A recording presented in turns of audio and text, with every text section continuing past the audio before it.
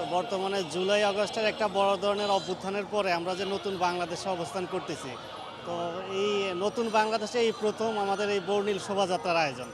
তো সেই ক্ষেত্রে আমি তো দীর্ঘদিন আসি নাই, আমার মাঝখানে 5-7 বছর গ্যাপ ছিল, ব্যস্ততা বা যে কোনো কারণে হোক আসা হয় নাই। বা ঢাকা ভার্সিটি কেন্দ্রিক যে রাজনীতি সমাজটা কী টাইপের ছিল তো সবাই দেখছি। তো এই পরিবর্তনের ঢেউ কেমন লাগলো এটা দেখার জন্যই মেনলি আমার আশা। তো সেই ক্ষেত্রে সকালবেলায় আমি আসছি এখানে, যে এই আজকে যে আনন্দ শোভাযাত্রা ছিল এটাতেও আমি মোটামুটি অ্যাক্টিভলি ছিলাম, পার্টিসিপেট ছিলাম। তো এদের যে স্ট্যাচু বা রং বেরঙের যে বিভিন্ন অবয়ব নিয়ে আজকে বেরোয়ছিল, এবং আজকে এইবার সবচেয়ে মজার বা সবচেয়ে দৃষ্টিনন্দন একটা বিষয় ছিল যে পাহাড়ি যারা উপজাতি ওনারাও ছিল।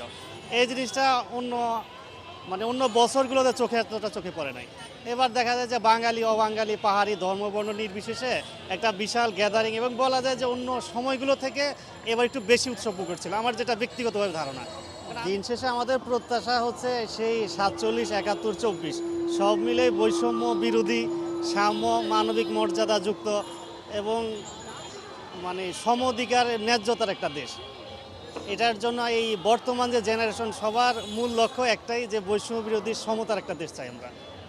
সেখানে থাকবে না কোনো বৈষম্য, অন্যায়, অনাচার